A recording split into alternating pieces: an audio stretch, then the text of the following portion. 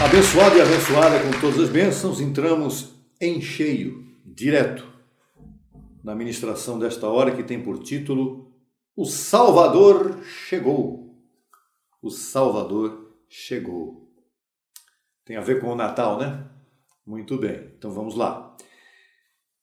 O imperador romano Constantino, que já cultuava o sol, se converteu ao cristianismo. E assim ele se identificou com Cristo como sendo o sol e o sol como sendo Cristo. A celebração no dia 25 de dezembro foi trazida pelo paganismo. O paganismo eram religiões e cultos antigos diversos, que nada tinham de tradicionais. E por conta de pressões políticas presentes na época de Constantino, foi que esta data ficou firmada, 25 de dezembro, como a data de celebração do Natal de Cristo, o nascimento de Jesus de Nazaré. Nós vamos entrar aqui na promessa deste nascimento, a promessa da chegada, da vinda, do nascimento de Jesus de Nazaré, através do profeta Isaías. Ele recebeu a profecia do nascimento de Jesus, a qual ele declara no capítulo 9 de sua profecia, já afirmando o que se tornaria realidade muitos séculos depois. Verso 6 do capítulo 9 de Isaías diz assim: Porque um menino nos nasceu, um filho nos é dado, e o governo está sobre o seu ombro, e seu nome se chamará Admirável, Conselheiro, Deus Forte, Pai Eterno, Príncipe de Paz. Que interessante, o menino era admirável, conselheiro, menino conselheiro, né? Não como menino, mas depois de crescer e amadurecer, de reconhecer a sua missão. Deus Forte, o menino era Deus, olha só. Pai Eterno e Príncipe de Paz. Jesus era filho de Deus porque estava humanizado. Deus Espírito gerou um filho, né? Ele não pode ser gerado pai, porque o pai é o Todo-Poderoso, o Altíssimo. Então, quando ele humanizou-se, ele teve que chamar a sua humanização de filho. O pai não gerou um pai, senão um filho. Vamos a Mateus, capítulo 1, verso 20, onde o anjo do Senhor apareceu em sonho a José. E aparecendo em sonho a José, lhe disse: José, filho de Davi, não temas receber a Maria, tua mulher, porque o que está sendo gerado nela é do Espírito Santo. E dará à luz um filho, e chamarás seu nome Jesus. Porque ele salvará a seu povo de seus pecados. Eu grifei aí bem claro, ele salvará a seu povo. A missão de Jesus é exatamente essa, vamos falar mais sobre isso daqui a pouquinho. Verso 22. Tudo isto aconteceu para que se cumprisse o que fora dito pelo Senhor, por intermédio do profeta, o Isaías, quando disse, no verso 23, Eis que a virgem conceberá e dará à luz um filho. Não poderia ser um pai, né? E chamarás seu nome, ou a sua identificação, a sua caracterização, Emanuel, que traduzido é Deus conosco. Veja que ainda não é Deus em nós, é Deus conosco. Olha que interessante isso. Deus se uniu ao homem, estabelecendo a habitação conosco. Então Jesus quem era? Era a habitação de Deus conosco. O próprio Deus habitando entre nós de maneira humanizada. Temporária. Essa habitação durou 33 anos, como todo mundo já sabe, com a finalidade de salvar a seu povo de seus pecados. Vamos aqui a uma nota. Todos estavam debaixo do pecado. Os judeus, por meio de sua lei impagável, aquela lei terrível de mandamentos que todo mundo conhece, a chamada lei de Moisés, impagável, ninguém podia cumprir aquilo. Justamente por isso é que Cristo veio, para cumprir. Jesus veio para cumprir. E os gentios que estavam sem lei, porque eram desprezados pelos judeus, mas também todos estavam debaixo do pecado. Então, Jesus veio com uma missão, e agora nós vamos entrar na missão diretamente ligada aos judeus. A missão de Jesus, inicialmente ligada, direcionada aos judeus. Então aí está o item, missão, salvar os judeus da religião. Salvador chegou. Para quem? Neste caso aqui, para os judeus, para salvá-los da religião ou da sua lei de Moisés. O menino Deus, tão mal compreendido pelo judaísmo, ele chegou para cumprir uma missão cujo propósito era bem simples. Não era fácil, mas era simples de se entender. Cumprir a lei de Deus que havia sido confiada a Moisés. Aquela lei que Deus tinha confiado a Moisés era uma lei com 613 mandamentos e ninguém conseguia cumpri-la em toda a sua totalidade, de maneira nenhuma, porque todos estavam debaixo de pecado. Então veio o próprio Deus sem pecado e viveu sem pecado para cumpri-la. Vamos ver aqui Lucas capítulo 2, verso 40, um pequeno detalhe, dizendo que o menino crescia e se fortalecia, enchendo-se de sabedoria. Isso é muito importante. E a graça de Deus estava sobre ele.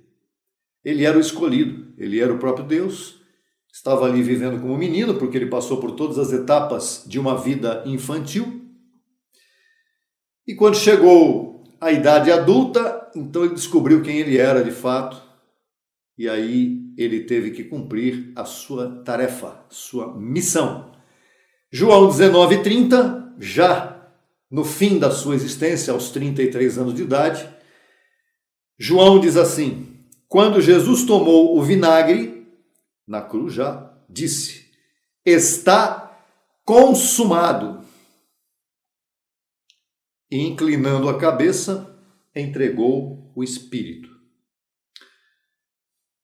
Jesus nasceu, cresceu, amadureceu, viveu sem pecado para salvar o seu povo dos seus pecados. Jesus precisou cumprir os mandamentos exigidos pela lei de Moisés para salvar seu povo desta mesma religião judaica.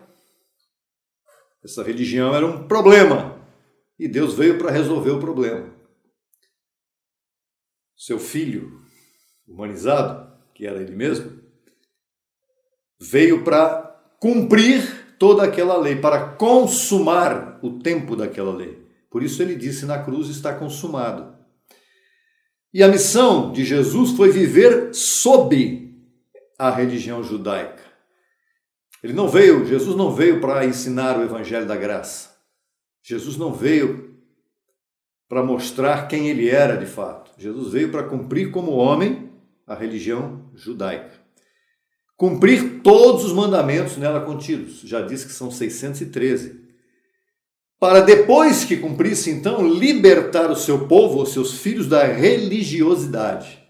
Esse é o primeiro ponto aqui. A missão de Cristo para os judeus foi livrá-los da religiosidade, ainda que os judeus não o tenham recebido.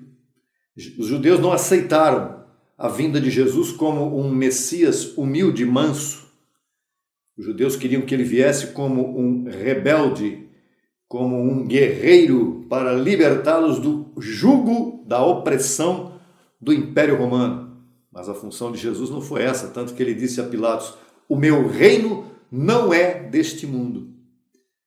Jesus não veio para estabelecer um reino tipo de Davi, né? Como rei de Israel. Jesus veio com outra finalidade que nós já dissemos qual foi. A partir deste ponto, deste momento em que Jesus diz está consumado,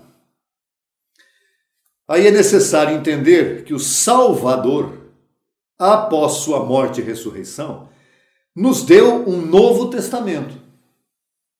Até então, o que existia era o Antigo Testamento. E na sua Bíblia está lá Antigo Testamento e Novo Testamento, só que as pessoas não sabem o que é isso, mesmo porque o Novo Testamento que está nas Bíblias todas as Bíblias, está começando em Mateus. Na verdade, em Mateus não havia Novo Testamento ainda, porque Jesus estava vivo. Entenda isso. Marcos a mesma coisa, Lucas a mesma coisa, João a mesma coisa. Esses 4 livros não fazem parte do Novo Testamento. Ainda fazem parte do Antigo como uma transição para o Novo, sobre o qual nós vamos falar daqui a pouquinho. Mas, o que importa agora é que o Novo Testamento veio para nos salvar. É uma outra etapa de salvação. A primeira etapa de salvação foi libertar o povo judeu do seu pecado, por conta da lei que ninguém podia cumprir. Agora, a partir deste ponto em que Jesus morre e ressuscita, ele vem partir para uma outra etapa de salvação, que é o cristianismo. O cristianismo verdadeiro é uma etapa de salvação extraordinária, que ninguém consegue entender. As pessoas veem o cristianismo como uma religião. Pergunte aí para todo mundo, seu pastor, padre, bispo, quem for, de qualquer sistema religioso. Pergunte a ele, o que é o cristianismo? É a maior religião do mundo, né? Ainda a nível de quantidade de pessoas, a maior religião do mundo. Religião. O cristianismo não pode ser considerado uma religião. Então, quando nós falamos de cristianismo, nós temos que considerar que Cristo cumpriu a lei, o judaísmo. O que Cristo cumpriu foi o judaísmo, a lei dos judeus. Como Paulo aclarou aos romanos em sua epístola, muito claro, Romanos 10:4 fala sobre isso. Porque o fim da lei é Cristo, para a justiça de todo aquele que crê. Cristo cumpriu a lei dos judeus, para justificar os judeus. Estão justificados, só que eles não aceitaram a Cristo. E aí, eles continuam vivendo como se não fossem justificados. Não é só judeus, não. A maioria, todos os chamados evangélicos, católicos, cristãos, todos vivem como se Jesus não tivesse justificado as suas vidas ainda. Então, o cristianismo não teve início com o nascimento de Jesus. O cristianismo não começa no Natal. Não. Quando Jesus nasce ali em Belém, ali não começa o cristianismo, ali começa o fim do judaísmo. Tá? Com o Cristo que ressuscitou é que começa o cristianismo. Vamos para a evidência desta afirmação. Quando é que os discípulos de Jesus foram chamados, foram recebidos, foram vistos, reconhecidos como cristãos pela primeira vez? Isso está lá em Atos, né? Quando Paulo chega a Antioquia, é que os cristãos que lá estavam ainda, eles eram conhecidos como os discípulos do Nazareno, os discípulos de Jesus. Quando Paulo chega com o conteúdo do Evangelho da Graça, da incircuncisão, é aí que os discípulos são reconhecidos como verdadeiramente cristãos, que Paulo apresentava o Cristo depois da cruz, e não o Cristo diante da cruz, que todo mundo já ouvia falar dele. Então agora nós entramos na missão. Outra etapa da missão: salvar os gentios da ignorância. Salvar os gentios da ignorância. 1 Coríntios 4:5 diz assim: assim que não julgueis nada antes do tempo, até que venha o Senhor, o qual aclarará ou trará à plena luz as coisas ocultas nas trevas, e manifestará as intenções dos corações. E então, cada um receberá seu louvor da parte de Deus. Veja, aí está falando agora para gentios, o apóstolo Paulo, para os coríntios, dizendo que o Senhor viria para aclarar ou para trazer à plena luz a ignorância que havia durante milhares de anos, né? Durante milênios, para manifestar as intenções dos corações. E Efésios 1:13, já para um outro grupo, para uma outra comunidade, Paulo diz assim: Nele também vós, gentios, no caso ali os efésios, mas isso se reporta a todos nós. Nele também vós, havendo ouvido a palavra de verdade, o evangelho de vossa salvação. Veja aí Paulo apresentando o Salvador depois da cruz, o ressuscitado, né? Nele também vós, havendo ouvido a palavra de verdade, o evangelho de vossa salvação, e havendo crido nele, fostes selados com o Espírito Santo da promessa, que é a garantia de nossa herança até a redenção da possessão adquirida ou da propriedade adquirida para o louvor de sua glória. Por isso também, havendo ouvido de vossa fé no Senhor Jesus e de vosso amor para com todos os santos, não cesso de dar graças por vós, fazendo menção de vós, Efésios, nas minhas orações, para que o Deus de nosso Senhor Jesus Cristo, o Pai de glória, vos dê espírito de sabedoria e de revelação no pleno conhecimento dele. Aí Paulo apresenta então, olha, este evangelho que eu estou trazendo para vocês é o evangelho de vossa salvação. É o evangelho que vai levar vocês ao pleno conhecimento do Filho de Deus. Realmente, quem é o Filho de Deus? O Cristo ressuscitado. Vocês precisam saber. Para isso, vocês têm que ter espírito de sabedoria e de revelação no pleno conhecimento dele. E como é que será possível? Como é que é possível um gentil ter o pleno conhecimento de Cristo? Aí que vem o verso 18. Isso é lindo demais. Isso aqui é um poema. É maravilhoso. Como é que alguém pode ter o pleno conhecimento de Cristo, a sabedoria predestinada de Cristo? Como? Iluminando os olhos de vosso entendimento. Paulo orava ao Senhor pedindo que o Senhor iluminasse os olhos do entendimento dos efésios, dos coríntios e de todos nós nos dias de hoje. Iluminando os olhos de vosso entendimento, para que saibais qual é a esperança que ele vos chamou e quais as riquezas da glória de sua herança nos santos. Quem somos, o que temos, qual é o nosso direito em Cristo. E qual a suprema grandeza de seu poder para com os que cremos, segundo a operação do poder de sua força. Veja agora, esse desfecho aqui, desta poesia de Paulo extraordinária. Qual a suprema grandeza de seu poder para com os que cremos. Não é com todos nesse momento. Quem é que vai entender este evangelho da graça, este evangelho da incircuncisão, este Natal verdadeiro? Quem é que vai entender isso? Aqueles que creem, aqueles a quem foi dada a honra, o privilégio de crer. Hoje eu posso dizer, Senhor, graças pelo privilégio que me dás de crer depois da cruz e não antes da cruz somente. Hoje eu creio no que Cristo fez por mim, sim, claro que sim, mas eu creio hoje que eu tenho que viver reinando em vida depois da cruz, com o evangelho eterno que está aqui diante de mim. Então, é importante entendermos que o Salvador que chegou, ele deve chegar em teu coração. Ele não tem que chegar só ali na manjedoura e ficar aquela celebração religiosa, aquela celebração tradicional, Natal, Jesus nasceu. Jesus tem que nascer na tua mente, o Cristo ressuscitado, neste tempo presente, para te libertar da ignorância na qual você talvez esteja vivendo. Eu não estou desrespeitando a ninguém. Ignorância significa falta de conhecimento. É por isso que nós estamos aqui, para iluminar o teu entendimento, não eu, mas esta palavra, o Cristo que vive em você, que já habita em você, ele precisa iluminar os olhos do teu entendimento, para que você creia no que nós estamos falando aqui.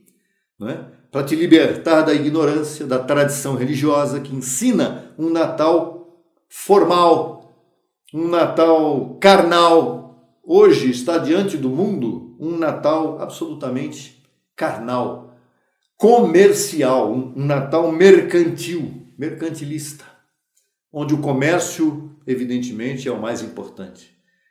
E aí entra Papai Noel, que nada tem a ver com o Natal, com o nascimento de Cristo, absolutamente nada.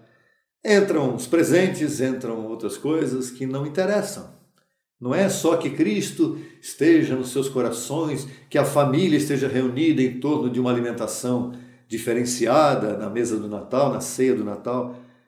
Isso vai acontecer todos os anos, enquanto você não entender o que é verdadeiramente o Natal. E nada contra, a gente pode celebrar, deve celebrar com as comidas tradicionais do Natal, mas isso não é o importante. O Natal mais feliz que eu vou te desejar agora, e eu posso te desejar e quero te desejar, é que você viva com muita harmonia em teu próprio coração, em teu próprio entendimento, em teu espírito, que haja harmonia dentro de você. Porque havendo harmonia dentro de você, convicção de quem você é, o que você está fazendo aqui, quem é Cristo, né? Com essa harmonia, você então será iluminado para entender o verdadeiro significado do Natal. E o verdadeiro significado do Natal, o apóstolo Paulo, ele menciona no Evangelho de Cristo depois da cruz, ou seja, o Cristo que ressuscitou, através de um texto muito interessante, um texto de Colossenses, muito especial, que diz assim: agora me regozijo no que padeço por vós, e cumpro em minha carne o que resta das aflições de Cristo por seu corpo, que é a igreja, da qual fui feito ministro, segundo a dispensação da parte de Deus que me foi confiada a vosso favor, para que anuncie plenamente a palavra de Deus. E agora vem, entre aspas, o mistério que estivera oculto desde os séculos e eras, mas que agora foi manifestado a seus santos, aos quais, santos, você é um santo ao qual está sendo revelado este mistério neste momento, não é? Por meu intermédio, sendo usado para isso, mas quem ilumina os olhos do teu entendimento é Cristo mesmo, aos quais Deus quis dar a conhecer as riquezas da glória deste mistério entre os gentios, que é Cristo em vós, a esperança de glorificação. Abençoado e abençoada com todas as bênçãos. O verdadeiro Natal não é Cristo nascendo lá em Belém. O verdadeiro Natal é Cristo hoje em você, não Jesus de Nazaré. Cristo em toda a sua plenitude, na pessoa do Espírito Santo, que não é a terceira pessoa da Trindade, mas é Ele mesmo como Consolador, em tua mente. É o Espírito dele ligado ao teu Espírito. Neste momento, nesta etapa, Cristo em você. Ele está em você. Se você é um eleito, um filho de Deus, está em você. E se você é um eleito, para entender isso que nós estamos falando aqui, aí então é festa. É o verdadeiro Natal recebido pela tua mente, né? Cristo, diga Cristo em mim, é isso mesmo. A quem anunciamos, advertindo ou admoestando a todo homem e ensinando a todo homem em toda sabedoria, a fim de que apresentemos a todo homem perfeito em Cristo Jesus. E para Cristo você é perfeito. Nós temos que apresentar você perfeito em espírito, não olhando para a sua carne, para a sua vida pessoal, humanizada, para o teu espírito.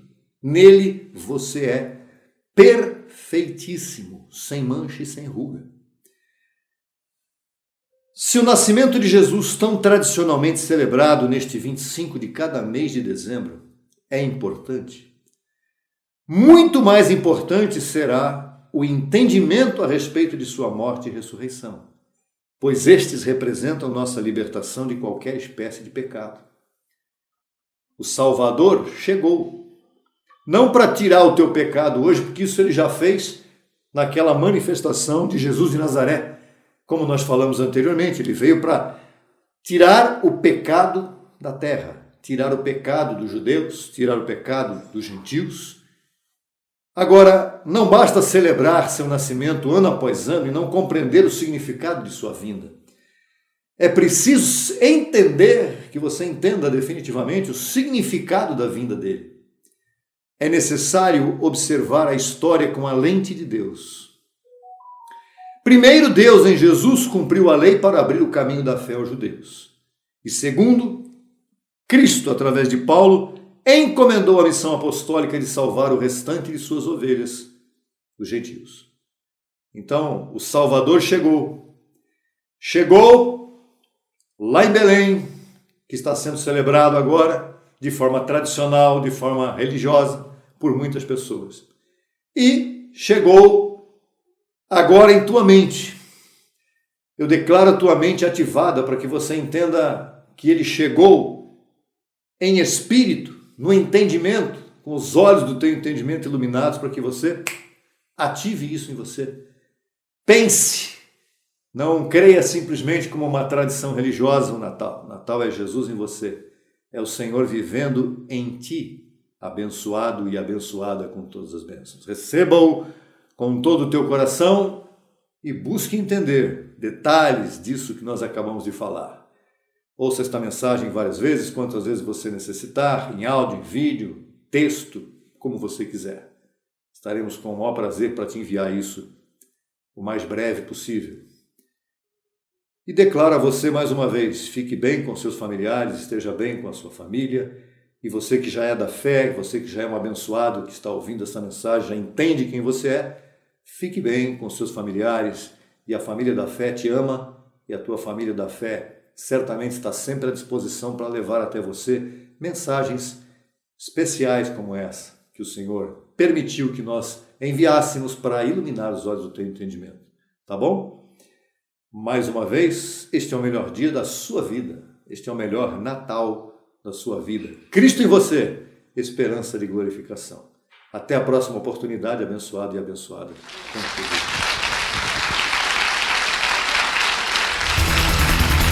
Solicite material inteiramente grátis pelo WhatsApp 11 95002 5531.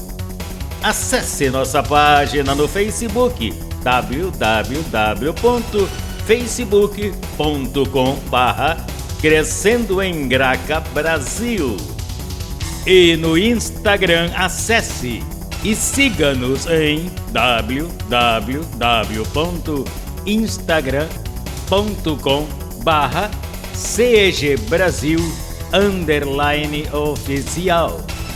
Acesse também nossa rádio web 24 horas www.radiograca.net. Também pelo nosso aplicativo Rádio Graça, disponível no Play Store. No YouTube estamos em 2 canais. Na barra de pesquisa você digita Crescendo em Graça Brasil Oficial. Neste canal você desfrutará de louvores, conferências apostólicas, confissões em graça, especiais musicais e muito mais. Nosso segundo canal, Crescendo em Graça Brasil Estudos, www.youtube.com/Crescendo em Graca Brasil. Neste canal você desfrutará de estudos bíblicos em apostila, com base em mensagens do apóstolo e doutor José Luiz de Jesus Miranda. Declaramos os olhos de teu entendimento iluminados com o conhecimento da verdade, abençoados com todas as bênçãos.